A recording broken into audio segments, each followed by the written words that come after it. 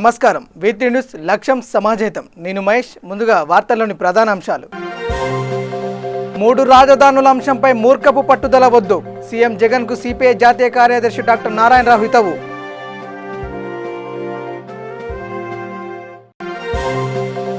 గుంటూరు జిల్లాలో AP DGP Gautam Sawang పర్యటన. శిక్షణా శిబిరంలో సిబ్బందికి పలు సూచనలు ఇచ్చిన డీజీ.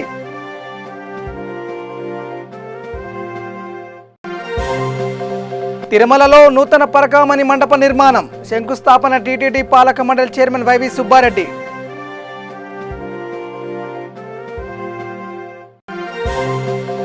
తిరుపతిలో స్టేట్ కోవిడ్ ఆసుపత్రిని సందర్శించిన ఎమ్మెల్యే చెవిరెడ్డి భాస్కర్ రెడ్డి. పీపీఈ కిట్లో 330 మంది పేషెంట్లను స్వయంగా పరామర్శించిన ఎమ్మెల్యే. పేద ప్రజలకు ఉచిత వైద్యం అందించడమే ప్రభుత్వ లక్ష్యం. బస్తీ దవాఖాన ప్రారంభోత్సవంలో ఎమ్మెల్యే కేపీ వివేకానంద వ్యాఖ్య.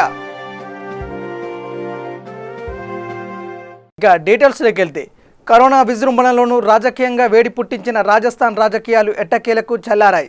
తిరుగుబాట్లు, కోర్టు మెట్లు, కొనుగోళ్లు, రిసార్ట్లు అంటూ సాగిన పొలిటికల్ డ్రామా ఒక రోజులో క్లైమాక్స్కి చేరింది.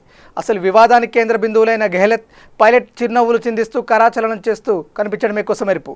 ఈ ఘట్టానికి కాంగ్రెస్ శాసనసభ పక్ష భేటీ వేదికైంది. సీఎం అశోక్ గెహ్లత్ నివాసంలో ఈ భేటీ జరిగింది. గత కొద్ది రోజులుగా కాంగ్రెస్ పార్టీలో అంతర్గతంగా తలెత్తిన అసమ్మతి ఎట్టకేలకు సర్దుమణిగింది. సిఎల్పీ భేటీకి హాజరైన యువనేతకు సాధారణంగా ఆహ్వానించడంతో పాటు చిరునవ్వులు చిందిస్తూ కరచలనం చేశారు. గెహ్లత్ సచిన్ వెనక్కి రప్పించడంలో కీలకంగా వ్యవహరించిన ఆ పార్టీ సీనియర్ నేత కేసీ వేణుగోపాల్ సైతం వీరితో పాటు ఉన్నారు. మరోవైపు 2 ఎమ్మెల్యేలపై విధించిన సస్పెన్షన్ను కాంగ్రెస్ పార్టీ ఎత్తివేసింది. ఆంధ్రప్రదేశ్ 3 రాజధానులపై సిపిఐ జాతీయ కార్యదర్శి డాక్టర్ నారాయణ స్పందించారు. ఏపీ సీఎం జగన్మోహన్ రెడ్డి కేవలం తన స్వప్రయోజనాల కోసమే 3 రాజధానుల అంశాన్ని తెరపైకి తెచ్చారని విమర్శించారు. అమరావతిలో రైతులు ఎన్నో రోజుల నుంచి నిరాహార దీక్ష చేస్తున్నప్పటికీ వైసీపీ మంత్రులు, ఎమ్మెల్యేలు ఏమాత్రం స్పందించడం లేదని అన్నారు. 3 రాజధానుల అంశంపై కోర్టు కూడా ప్రభుత్వంపై మొట్టికాయలు వేసినా ఏమాత్రం తమ తీరు మారలేదన్నారు. ఒకే రాజధాని ఏర్పాటు కోసం ప్రధాని మోడీ కూడా నాడు శంకుస్థాపన చేశారని, అయితే ఇప్పుడు 3 రాజధానుల కోసం కూడా మోడీని ఆహ్వానించడంలో ఏం అంతరార్థం ఉందని ప్రశ్నించారు. 3 రాజధానుల అంశంపై మూర్ఖపు పట్టుదలతో ఉండవద్దని సిపిఐ జాతీయ కార్యదర్శి నారాయణతో పలికారు. ఆంధ్రప్రదేశ్ రాష్ట్ర రాజధాని పైన హైకోర్టు ఒక స్టేటస్ కో ఆర్డర్ ఇచ్చింది. ఈరోజు అంటే ఆగస్టు 15వ తేదీ నుంచి 3 రాజధానులకు ఏర్పాటు చేయించి ప్రధానమంత్రిని ఆహ్వానించి పునాది వేద్దామని చెప్పేసి ఆడాడు పడుతున్నాడు జగన్మోహన్ రెడ్డి గారు. అయితే హైకోర్టు దానిలో ఆల్రెడీ 10,000 కోట్ల రూపాయలు ఖర్చు పెట్టారు. ల్యాండ్ క్యారెక్టర్ మారిపోయింది. వ్యవసాయ ల్యాండ్ కాస్త ఇంకో విధంగా కమర్షియల్ మారిపోయింది. అలాంటప్పుడు దీన్ని ఎట్ట పరిష్కారం చేస్తారని చెప్పేసి అడుగుతూ ఈ స్టేటస్ కనుక కొనసాగిస్తాం. ఇప్పుడు నేను కోరేది ఏంటంటే 3 ముక్కలు చేయాల్సిన అవసరం ఎందుకు వచ్చింది? ఏకరాజధాని కోసం మీరు అంగీకరించారు. ప్రధానమంత్రి వచ్చి పునాదిరాయి వేశాడు. అట్లాంటప్పుడు మళ్ళా వచ్చి ఆయన 3 రాజధానికి పునాదిరాయి వేశాడు ఎట్లనుకున్నారు? ఒక నిజంగానే ప్రధానమంత్రి గారు అంగీకరించగల 3 రాజధానికి వచ్చాడుకుంటే సిగ్గులేమో మురికి పిండి పోయినట్టుగా ఉంటుంది. ఆయన పునాదిరాయి వేశారు, ఆయన సమాధి చేస్తాడా? ఎట్లా వస్తాడు ఆయన? వస్తాడు నేను అనుకోవడం లేదు. నేను భ్రమలు తప్ప. ఇప్పుడు కూడా నేను కోరేదంటే ఒక తప్పు చేశారు, దాన్ని 100 తప్పులు చేయబాకండి. దాన్ని సమర్థించుకోవడానికి ఇప్పుడైనా వెనక్కి పోండి. రాష్ట్ర రాజధాని కాపాడండి, అన్ని సమస్యలు పరిష్కారం అవుతాయి. అంతేగాని మూర్ఖపు పట్టుదలతో ఉన్నదని చెప్పేసి రాష్ట్ర ముఖ్యమంత్రికి నేను విజ్ఞప్తి చేస్తున్నాను. కరోనా వైరస్ నివారణలో ప్రజాప్రతినిధులు గుండె నిబ్బరంతో ముందుకు సాగుతున్నారు. కోవిడ్ బాధితులను నేరుగా పరామర్శిస్తూ వారిలో ధైర్యాన్ని నింపుతున్నారు. చిత్తూరు జిల్లా తిరుపతిలో కోవిడ్ ఆసుపత్రిలో అందుతున్న వైద్య సేవలు, సౌకర్యాల గురించి తెలుసుకోవడానికి స్విమ్స్లో స్టేట్ కోవిడ్ ఆసుపత్రిని ఎమ్మెల్యే చెవిరెడ్డి భాస్కర్ రెడ్డి సందర్శించారు. పీపీఈ కిట్ ధరించి 330 మంది పేషెంట్లను స్వయంగా కలిసి వారితో మాట్లాడారు. ప్రతి పేషెంట్ వద్దకు వెళ్లి వాళ్లకు అందుతున్న వైద్య సేవల గురించి తెలుసుకున్నారు. భయపడాల్సిన అవసరం లేదని, చికిత్సతో న్యాయం అవుతుందని భరోసా ఇచ్చారు. కోవిడ్ ఆసుపత్రిలో మెరుగైన వైద్య సేవలు అందించాలన్నదే ముఖ్యమంత్రి వైఎస్ జగన్మోహన్ రెడ్డి లక్ష్మణి ఎమ్మెల్యే అన్నారు. ఇందుకోసం ముఖ్యమంత్రి అనునిత్యం కృషి చేస్తున్నారన్నారు. ప్రతిరోజు కోవిడ్ ఆసుపత్రుల పనితీరుపై సమీక్ష చేస్తున్నారని తెలిపారు. కోవిడ్ ఆసుపత్రులపై 45 రోజులుగా తిరుపతిలో సమన్వయ కమిటీ పనిచేస్తుందని పేర్కొన్నారు.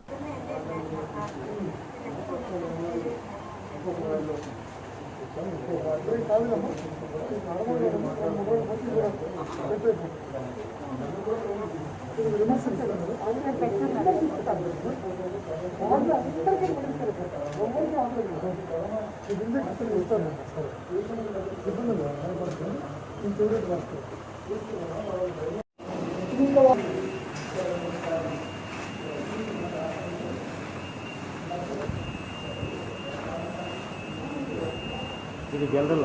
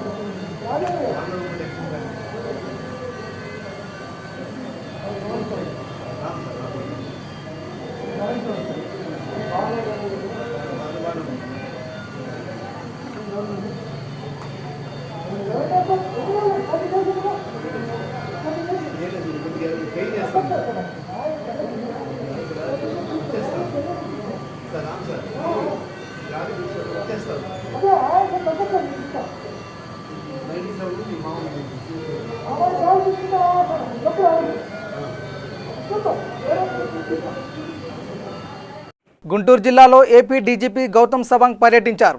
2 రోజుల పాటు పోలీస్ సిబ్బంది శిక్షణా శిబిరాన్ని ప్రారంభించారు. ఈ సందర్భంగా పోలీస్ సిబ్బందికి ప్రత్యేక సూచనలు జారీ చేశారు. సమాజంలో పౌరుల పట్ల ఏ విధంగా వ్యవహరించాలని, పోలీసుల పనితీరును ఏ విధంగా మెరుగుపరుచుకోవాలని అంశాలపై అవగాహన కల్పించారు. ప్రజాసేవకు పరితపించే అత్యున్నతమైన శాఖగా పేరొందిన పోలీస్ శాఖలో పారదర్శకంగా ఉండేలా కృషి చేస్తున్నామని చెప్పారు. ఎగ్జిక్యూటివ్ క్యాపిటల్ ప్రకటించిన విశాఖ కేంద్రంగా పాలన అందించాలని సూచిస్తే అందుకు తగ్గట్టుగా అక్కడున్న మౌలిక సదుపాయాలపై విశాఖలో పర్యటించినట్లు చెప్పారు. అయితే దీనిపై తనకు కమిటీ నివేదికను కూడా అందించినట్లు చెప్పారు. We are transparent, we are accountable, we are answerable. Okay? దాంట్లో ఏం ప్రశ్న లేదు. Nobody should have any doubts. కథలు ఎవరో కథలు చెప్పారు, కథ మాస్టర్లు చాలా ఉంటుంది. అదేవిధంగా రాజకీయంగా కూడా ఏదో చెప్తారు. My appeal to everybody, the citizens, particularly from the weaker sections. It is our duty, it's our responsibility. And we will be very firm, very clear as regards these matters are concerned. Okay, so we are accountable, we are answerable. A Vizag city, ఏదో Vijayawada city లాగా అది కూడా develop అవ్వాలి. Develop అవ్వాలంటే ఇప్పుడు చాలా Visakhapatnam city has really developed. So ఆ పాత structure is not good enough. So ఆ సిటీని ఇప్పుడు డెవలప్ చేయాలంటే దాంట్లో లా అండ్ ఆర్డర్ మెయింటైన్ చేయడం, సేఫ్టీ సెక్యూరిటీ ఇవ్వడం, ట్రాఫిక్ మేనేజ్మెంట్ చేయడము, ట్రాన్స్పోర్టేషన్ ప్లానింగ్ చేయడము, అర్బన్ సెంటర్స్, అర్బన్ ప్లానింగ్ చేయడం కోసం మనం ఒక పర్స్పెక్టివ్ ప్లాన్ అని దానికోసం కమిటీ పెట్టినాం. దాని భాగంగా ఒకవేళ మనం అడ్మినిస్ట్రేటివ్ క్యాపిటల్ ఒకవేళ అక్కడ వెళ్ళానంటే ఇదే ఇంకొక దాని మీద ఫర్దర్ అడ్వాన్స్ చేస్తారు. సో ప్రతి సిటీని కూడా మన అర్బన్ ప్లానింగ్ భాగంగా, ఆ అర్బన్ ప్లానింగ్ భాగంలో safety security is a very important component. ఒకవేళ ఒక సిటీలో సేఫ్టీ సెక్యూరిటీ లేకపోతే nobody would like to stay in the city, nobody would like to come to the city. So safety security కాకుండా transportation, movement, mobility, ఆ mobility కూడా చాలా కన్వీనియంట్గా ఉండాలి. సో మొబిలిటీ కన్వీనియంట్ ఉండాలంటే ఏం చేయాలి? పోలీస్ వైపు నుంచి రెగ్యులేషన్స్ ఉండాలి. రెగ్యులేషన్ కోసం ఏముంటుంది? Traffic planning, traffic management. So ఆ traffic planning, traffic management plan చేయాలంటే ఈ అర్బన్ ప్లానింగ్తో ఉంటుంది. ఇప్పుడు చాలా ఎక్స్పాన్షన్ అయిపోయింది విశాఖపట్నం. సో ఇప్పటి నుంచి మనం పోలీస్ శాఖగా we should be prepared. Okay, natural development ఉంటుంది. ఒకవేళ క్యాపిటల్ అక్కడ వెళ్ళాలంటే it is even further more improvement. తిరుమలలో నూతన పరకామణి మండప నిర్మాణానికి టీటీడీ పాలక మండలి చైర్మన్ వైవి సుబ్బారెడ్డి భూమి పూజ నిర్వహించారు. సుమారుగా 9 కోట్ల వ్యయంతో 2 అంతస్తుల్లో ఈ కొత్త భవనాన్ని నిర్మిస్తున్నారు. ఇందుకు సంబంధించిన నిర్మాణ వ్యయాన్ని బెంగళూరుకు చెందిన మురళీకృష్ణ అనే భక్తుడు విరాళంగా ఇవ్వనున్నారు. మొత్తం 14,962 చదరపు అడుగుల్లో నిర్మాణం ఉండనుంది. భక్తులు విరాళంగా అందించే అన్ని కానుకలు ఒకే చోట లెక్కించాలనే ఉద్దేశంతో ఈ నిర్ణయం తీసుకున్నామని టీటీడీ చైర్మన్ సుబ్బారెడ్డి తెలిపారు. కానుకల లెక్కింపు ప్రక్రియను భక్తులు బయట నుండి వీక్షించేలా నూతన భవనం నిర్మిస్తున్నట్టు తెలిపారు. తిరుమలలో ఎన్నో సంవత్సరాల నుంచి పరకామణి స్వామివారి ఆలయంలోని విమాన ప్రాకారం వెనక సైడు భాగంలో ఉన్న విభాగంలో పరకామణి కార్యక్రమం జరుగుతూ ఉండేది ఎన్నో సంవత్సరాల నుంచి. కానీ చాలా సంవత్సరాల నుంచి అక్కడ పరకామణి ఉండటం వల్ల అందులో పనిచేసే ఉద్యోగస్తులు కానీ పరకామణిలో సేవ చేయడానికి వచ్చే సేవకులకు కానీ అనారోగ్య కారణాల వల్ల చాలా ఇబ్బందులు ఎదురవుతున్నాయి. ఎందుకంటే అక్కడ ఉండే ఆ విమాన ప్రాకారం వెనక ఉండే కాస్త స్థలంలో సుమారుగా రోజుకు 250 మంది పనిచేయాల్సిన పరిస్థితి ఉంది. అందులో అందరూ ఒకే చాట కూర్చొని పనిచేయటం వల్ల ఇక్కడ గాలి సరిగా వెంటిలేషన్ లేక, ఎందుకంటే ప్రాత ప్రాంగణం కాబట్టి దాంట్లో మనం ఎయిర్ కండిషన్లు పెట్టినా కూడా ఏవి వెంటిలేషన్ ఏర్పాటు చేయటం అవన్నీ కష్టం కాబట్టి చాలా ఇబ్బందులు ఎదుర్కొంటున్న దృష్ట్యా ఎన్నో గత 5-6 సంవత్సరాల నుంచి కూడా అధికారులు ఇక్కడ పాలక మండలి వాళ్ళతో చర్చడం జరిగింది.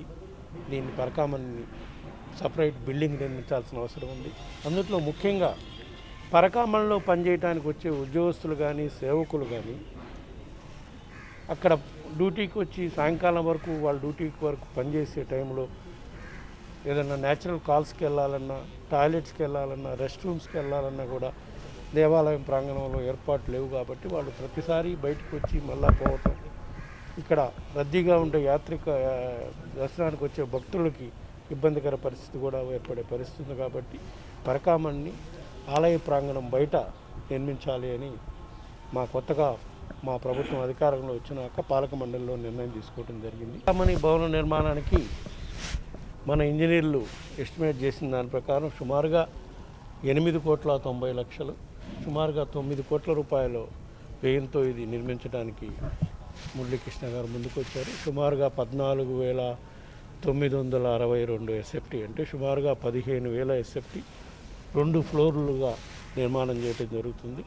ఇందులో అన్ని వసతులతో స్ట్రాంగ్ రూమ్స్, బ్యాంక్కి వాళ్ళ కౌంటర్సు, డోనర్ కౌంటర్స్, ఇదివరకు ఏదో డోనర్ కౌంటర్ ఒక చోట, బ్యాంక్ కౌంటర్లు ఒక చోట, ఇవన్నీ ఉండేవి. ఇవన్నీ లేకుండా ఈ డొనేషన్స్కి సంబంధించినవి, కానుకలకు సంబంధించినవి, ఉండి కానుకలే కాకుండా భక్తులు వివిధ రూపాల్లో ఇచ్చే డొనేషన్లు కూడా అన్నీ ఒక ప్రాంగణంలోనే లెక్కింపు జరగాలి, ఒకే ప్రాంగణంలోనే ఆ కార్యక్రమం నిర్వహించాలి అనే ముఖ్య ఉద్దేశంతో బోర్డు నిర్ణయం తీసుకోవడం జరిగింది. శుభకార్యాల సందడిని దూరం చేసిన కరోనా ఎఫెక్ట్ వినాయక చవితిపై కూడా పడింది. ఎంతో సందడిగా బొజ్జ గణపయ్యను ప్రతిష్ఠించే సంస్కృతిని కాస్త కాలరాస్తూ కరోనా మహమ్మారి చవితి వేడుకల సంబరాన్ని దూరం చేసింది. కరోనా విజృంభిస్తున్న తరుణంలో వినాయక చవితి వేడుకలను అనుమతిని నిరాకరిస్తున్నారు అధికారులు. ఎక్కడైనా నిర్వహిస్తే చర్యలు తప్పవని హెచ్చరిస్తున్నారు. ఇప్పటికే కడప జిల్లాలో అనుమతులపై అధికారులు క్లారిటీ ఇచ్చారు. వినాయక విగ్రహాలు ఏర్పాటు చేస్తే తగిన చర్యలు తీసుకుంటామని, అదేవిధంగా ఊరేగింపుకు కూడా అనుమతులు లేవని స్పష్టం చేశారు. ప్రతి ఒక్కరు ఇంట్లోనే పూజలు చేసుకోవాలని సూచిస్తున్నారు. మా డిపార్ట్మెంట్ పరంగా మేము చెప్పేది ఏంటంటే, మీ ఇళ్ళ దగ్గరికి ఎవరైనా వచ్చి ఇట్లా విగ్రహం పెడతాం చందాలని డబ్బులు ఏమైనా అడిగితే దయచేసి ఎవరు ఇవ్వకండి. ఈ సంవత్సరం అదంతా క్యాన్సిల్ అయిపోయింది కాబట్టి మీరు అట్లా ఎవరైనా చందాలు వచ్చి అడిగితే ఆ ఇన్ఫర్మేషన్ మాకు ఇస్తే మేము వాళ్ళపైన యాక్షన్ తీసుకుంటాము. అదేవిధంగా ఈ 3 రోజుల తర్వాత 5 రోజుల తర్వాత ఈ ఇంట్లో పెట్టుకున్న విగ్రహాన్ని సరే ఊరేగింపుగా తీసుకుని పోతామని కూడా అట్లాడడానికి కూడా పర్మిషన్ లేదు. బెటర్ మట్టి విగ్రహం తీసుకొని మీ ఇళ్ళల్లోనే మీరే నిమజ్జనం చేసుకుంటే పెట్టేది. కానీ నిమజ్జనానికి పర్మిషన్ కావాలి మాకు, ఊరేగింపుకు తీసుకొని పోతామంటే కూడా దానికి కూడా ఎటువంటి పర్మిషన్ అయితే ఏం లేదు. ఈ సంవత్సరము అందరూ ఎవరి ఇళ్లలో వాళ్ళే విగ్రహం పెట్టుకొని పూజ చేసుకోవాల్సిందిగా మా డిపార్ట్మెంట్ పరంగా మేము కోరుకున్నాం. అదేవిధంగా ఈ అపార్ట్మెంట్లో కూడా మామూలుగా అయితే అపార్ట్మెంట్లో ఉన్న వాళ్ళందరూ కలిసి ఒక విగ్రహం పెట్టుకుంటారు. ఈసారి అది కూడా లేదు.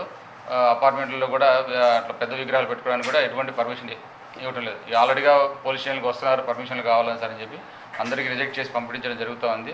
అదేవిధంగా ప్రజలందరూ కూడా కడప పట్టణంలో మున్సిపాలిటీ ఏరియాలో ఉన్న ప్రజలందరూ కూడా ఇది మా యొక్క ఈ రూల్స్ అండ్ రెగ్యులేషన్ పాటిస్తూ ఈ వినాయక చవితి పండుగని ప్రశాంతంగా జరపాలని కోరుకుంటున్నాను. పేద ప్రజలకు మెరుగైన వైద్య సేవలు అందించేందుకు ప్రభుత్వం కృషి చేస్తుందని కుత్బుల్లాపూర్ ఎమ్మెల్యే కేపీ వివేకానంద అన్నారు. నియోజకవర్గం పరిధిలోని గాజుల రామారం ప్రాంతంలో బస్తీ దవాఖానాలను ఎమ్మెల్యే ప్రారంభించారు. అనంతరం ఆయన మీడియాతో మాట్లాడుతూ పేద ప్రజలకు సమీపంలో మెరుగైన వైద్య సహాయం అందించేందుకు ఈ బస్తీ దవాఖానాలు ప్రారంభిస్తున్నామని వారు తెలిపారు.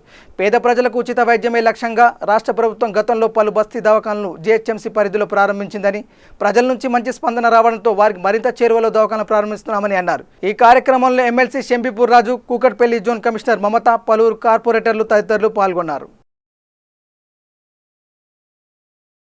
తూర్పుగోదావరి జిల్లాలోని ప్రసాద్ అనే యువకుడికి శిరోముండనం అంశంపై రాష్ట్రపతి కార్యాలయం స్పందించడాన్ని సిపిఐ జాతీయ కార్యదర్శి డాక్టర్ నారాయణ స్వాగతించారు.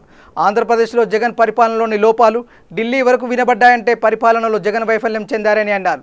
పోలీస్ స్టేషన్లో యువకుడిపై ఆ విధంగా చేయడం చాలా దారుణమన్నారు. ఇప్పటికైనా ప్రభుత్వం మేల్కొని ప్రజల శ్రేయస్సు కోసం పనిచేయాలన్నారు. యువకుడి శిరోముండన అంశంలో రాష్ట్ర డీజీపీ సీఎం జగన్ పూర్తి నైతిక బాధ్యత వహించాలన్నారు. ఆంధ్రప్రదేశ్ తూర్పుగోదావరి జిల్లాలో ప్రసాద్ అనే యువకుడు యొక్క శిరోమండలం కేసు అధ్యక్ష భవనం స్పందించింది. అధ్యక్ష భవనం స్పందించేందుకు కమ్యూనిస్ట్ పార్టీ తరఫున నేను అభినందన తెలియజేస్తా ఉన్నాను. దీనికి అవమానం ఏంటంటే రాష్ట్ర సమస్యలను పరిష్కారం చేయడంలో ముఖ్యమంత్రి ఫెయిల్ అయినాడు, రాష్ట్ర డీజీపీ ఫెయిల్ అయ్యారు, ఫలితంగా ఇది ఢిల్లీ దాకా పోయింది. కాబట్టి ఇది నైతిక బాధ్యత వహించాల్సింది ఎవరంటే రాష్ట్ర ముఖ్యమంత్రి, రాష్ట్ర డీజీపీ ఇద్దరు నైతిక బాధ్యత వహించాల్సి వస్తుంది మీ అసమర్థ పాలన వల్ల. ఆడ వచ్చినటువంటి సమస్య శిరోమండలం చేయిస్తే దానికి పోలీసు వాళ్ళు మీరు సస్పెండ్ చేశారు. చేయించింది ఎవరు? వైసీపీ వాళ్ళు. వైసీపీ వాళ్ళు అక్కడ మీరు చేయిస్తారా? మీ పార్టీ నాయకులు మీరు యాక్షన్ తీసుకోకుండా పోలీస్ డిపార్ట్మెంట్ యాక్షన్ తీసుకోవడం అంటే మీ పార్టీ ఎంత అరాచకాలు పాల్పడినా, ఎంత డకాయిటీ పనిచేసినా సమర్థించుకోవడం ద్వారా ఈ ప్రభుత్వం ప్రజలను సాగించడానికి కొనసాగిస్తున్నారు. ఇది కరెక్ట్ కాదు. ఈ ఈస్ట్ గోదావరి జరిగిన ఘటన అధ్యక్ష భవనం దాకా పోయిందంటే రాష్ట్ర ముఖ్యమంత్రి డీజీపీ గల వైఫల్యం వల్ల పోయింది. కాబట్టి వాళ్ళు నైతిక బాధ్యత వహించాలని చెప్పి కరోనా వైరస్ సోకిన వారికి మనోధైర్యాన్ని, మనోశక్తిని కలిగించేలా మాట్లాడాలని, అది భగవంతుని సేవగా తెలియబడుతుందని, అంతేగాని వారి పట్ల వివక్ష చూపకూడదని పిఠాపురం విశ్వవిజ్ఞాన విద్యాత్మిక పీఠాధిపతి డాక్టర్ ఉమర్ అలీషా ప్రజలకు పిలుపునిచ్చారు. అంతర్జాలం ద్వారా భక్తులకు జరిపిన పీఠం ఆధ్యాత్మిక సభలో ఆయన ప్రసంగించారు. మానవతా విలువలతో కూడిన జీవితమే భగవత్ తత్వంగా చెప్పబడుతుందని, ఆ తత్వరూపంలో భగవత్ కృపను పొంది తరించాలన్నారు. కరోనా వైరస్ వ్యాధికి గురైనటువంటి వారి యందు మనం వివక్షత చూపరాదు. వారు ఒక ప్రక్క కరోనా వైరస్ ఒత్తిడితో, భయంతో ఎంతో మానసికంగా, శారీరకంగా కృంగిపోతున్నటువంటి వారి యందు మనం వివక్షత చూపడం ద్వారా ఆ ఒత్తిడి, ఆ శారీరక అనారోగ్యం మరింత పెరిగి వారు తీవ్రమైనటువంటి అనారోగ్యపరమైనటువంటి లక్షణాలు, సంక్షోభం ఏర్పడేటువంటి అవకాశం ఏర్పడుతుంది. అందుచేత మనం ఈ కరోనా వ్యాధిగ్రస్తుల యందు వివక్షత చూపరాదు. వారికి మనోధైర్యాన్ని, మనోశక్తిని కలిగేటువంటి విధంగా మనం మాట్లాడి వారికి మానసిక ధైర్యాన్ని మనం కలిగించగలిగినట్లయితే అది ఒక భగవంతుని యొక్క సేవగా తెలియబడుతుంది. కాబట్టి భగవత్ ప్రసాదితమైనటువంటి ఆ యొక్క సేవను ఆ సమయంలో మనం ఆచరించినట్లయితే భగవంతుని యొక్క దృష్టిలో మనం ఒక మహోన్నతమైనటువంటి ఆశీస్సుని వారి నుండి పొంది తరించే అవకాశం మనకు కలుగుతుంది. కాబట్టి ఈ యొక్క విషయంలో ప్రతి ఒక్కరూ కరోనా వైరస్ వ్యాధిగ్రస్తుల యందు వివక్షత చూపరాదు. ఇదే ఆధ్యాత్మిక కోణంతో ఆలోచించి మనం ఆ యొక్క వివక్షత చూపకుండా ఉన్నప్పుడు మనలో మానవత్వం తెలియబడుతుంది. ఆ మానవత్వపు విలువలతో కూడినటువంటి జీవితమే భగవత్ తత్వము అని చెప్పబడుతుంది. అటువంటి భగవత్ కృపను మనం తత్వం రూపంలో పొంది తరించవలసిందిగా నా యొక్క మనవి. సర్వే జనా సుఖినో భవంతు. మహబూబ్ నగర్ జిల్లా గన్వీడ్ మండలంలో నూతనంగా ఏర్పాటు చేసిన రైతు సేవా కేంద్రాన్ని ఎమ్మెల్యే కొప్పుల మహేష్ రెడ్డి ప్రారంభించారు. రైతులకు అందుబాటులో ఉంటూ వారికి సరైన సూచనలు, సలహాలు ఇచ్చేందుకు ఈ కేంద్రాన్ని ఏర్పాటు చేశామని, దీనిని రైతులంతా సద్వినియోగం చేసుకోవాలని సూచించారు.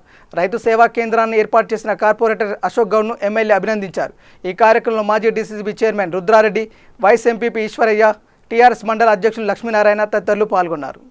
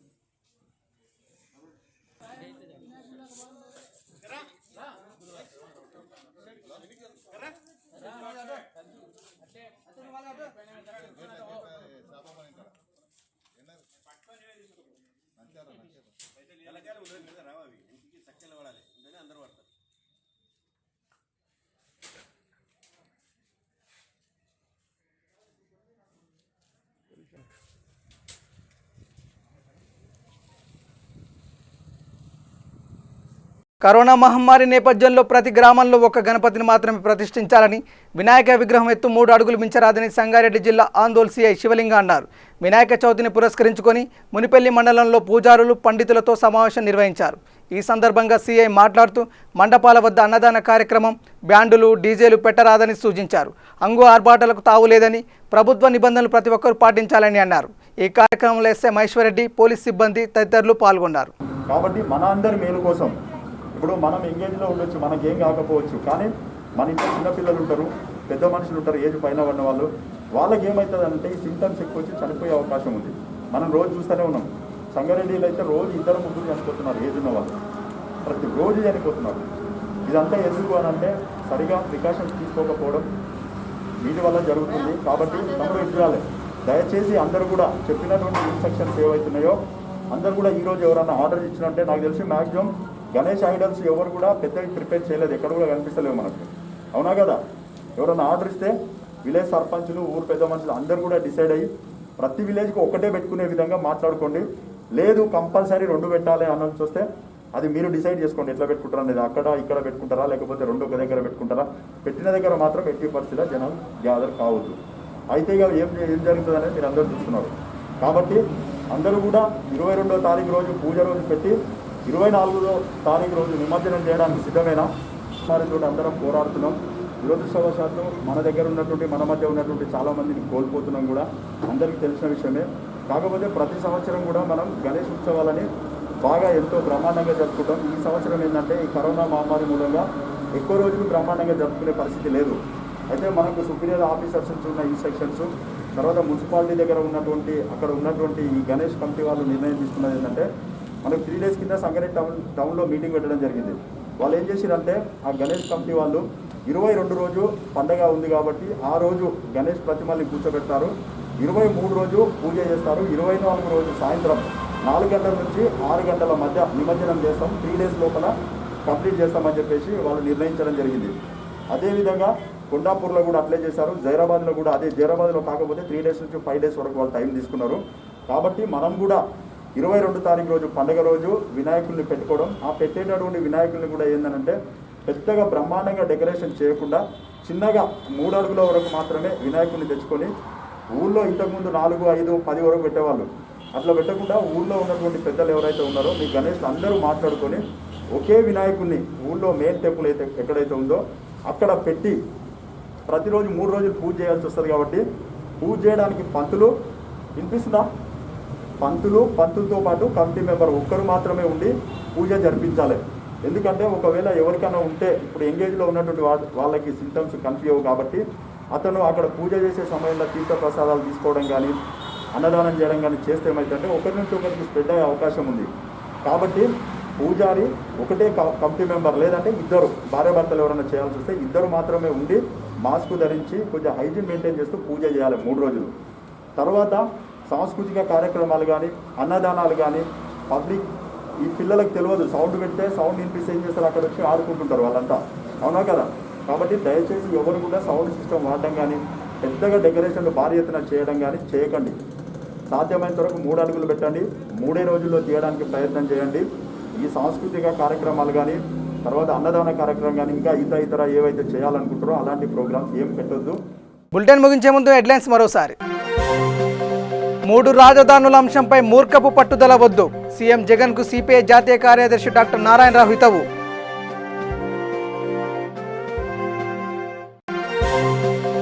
గుంటూరు జిల్లాలో ఏపీ డీజీపీ గౌతమ్ సవాంగ్ పర్యటన, శిక్షణా శిబిరంలో సిబ్బందికి పలు సూచనలు ఇచ్చిన డీజీ.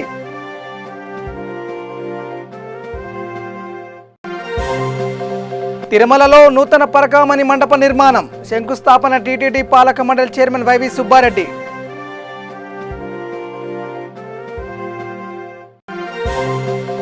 తిరుపతిలో స్టేట్ కోవిడ్ ఆసుపత్రిని సందర్శించిన ఎమ్మెల్యే చెవిరెడ్డి భాస్కర్ రెడ్డి. పీపీఈ కిట్లో 330 మంది పేషెంట్లను స్వయంగా పరామర్శించిన ఎమ్మెల్యే. పేద ప్రజలకు ఉచిత వైద్యం అందించడమే ప్రభుత్వ లక్ష్యం. బస్తీ దవాఖాన ప్రారంభోత్సవంలో ఎమ్మెల్యే కేపీ వివేకానంద వ్యాఖ్య. ఇవి బులెటిన్ అప్డేట్స్. చూస్తూనే ఉండండి V3 న్యూస్. లక్ష్యం సమాజేతం. నమస్కారం.